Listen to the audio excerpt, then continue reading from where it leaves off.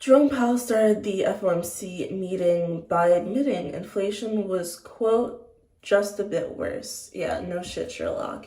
At the FOMC meeting, Jerome Powell also hinted that he would be moving more quickly and more aggressively towards balance sheet reductions. On the general economy, oil prices climbed back up to their 7-year high. And this is amid the conflict between Russia and Ukraine. From Tariq Zir, he said, if Russia does not invade, we should expect oil prices to go parabolic.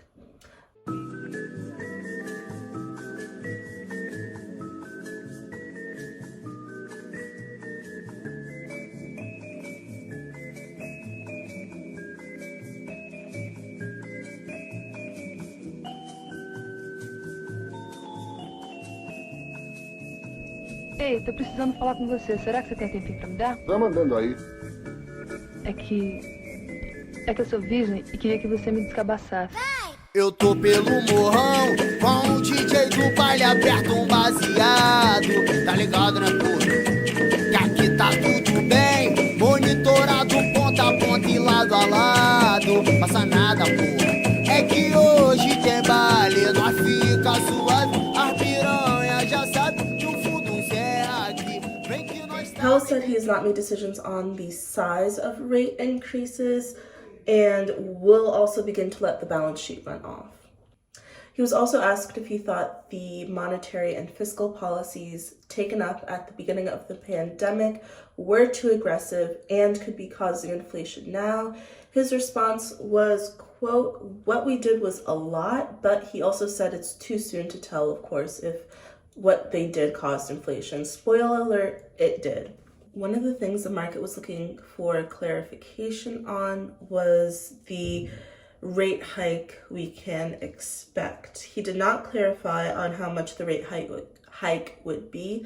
It could be anywhere between a 1/4 point and 50 basis points. He tried to cover up his tracks by saying the economy was strong and the labor market was recovering and employment was going down, but all of those things could be tied to Biden changing the requirements for unemployment, which will obviously reduce the number of people on unemployment. But the number of people in breadlines, on EBT, and receiving assistance from food banks has not declined during the pandemic.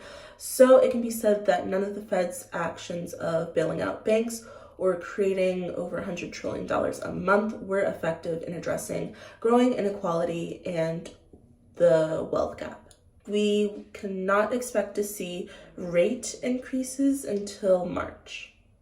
He hinted that they would move sooner rather than later on rate increases. When asked if he thought the asset bubble was a result of easing of rates, he said, quote, asset prices are somewhat elevated. And Jerome Powell also did not specify the size, rate, or composition of the balance sheet reduction process. He did not clarify on how much the interest rate hike would be, so it could be anywhere between a 1/4 point and 50 basis point rate hike. The Federal Reserve also recently took action in reducing its asset purchases. Jerome Powell just got back from the Federal Open Market Committee meeting where he discussed his plan for interest rate hikes and what we can expect to see in inflation in the upcoming year. Powell also clarified his goal was to have interest rates not below, but at 2%. Powell has not made a decision on the size of rate increases, and he will begin to let the balance sheet run off. Powell did not explicitly say what his plan was for rate hikes. Powell has not made decisions on the size of rate increases, but he also said they will begin to let the balance sheet run off. Keeping our eyes on March to expect that. From Tariq Zir, he said, if Russia does not invade, we can expect oil prices to go parabolic. At the FOMC meeting, Jerome Powell clarified that his goal was to have inflation at 2%, not below. He also hinted that they would move sooner and more aggressively on balance sheet reductions. He also hinted that he would move sooner and more aggressively towards balance sheet reductions. So Jerome Powell just got back from the Federal Open Market.